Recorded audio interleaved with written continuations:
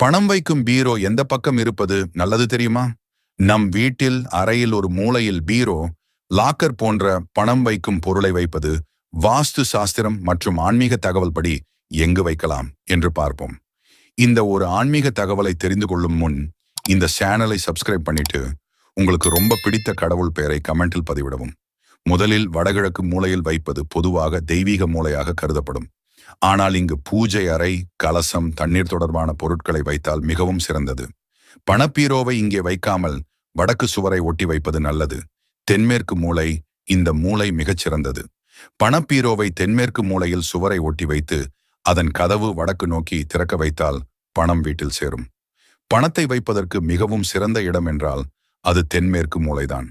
வடமேற்கு மூலையில் வைத்தால் பணம் வந்தாலும் தங்காமல் போகும், எப்போதும் செலவாகிவிடும். தென்கிழக்கு மூலையில் வைத்தால் வீணாக செலவுகள் அதிகரிக்கும்.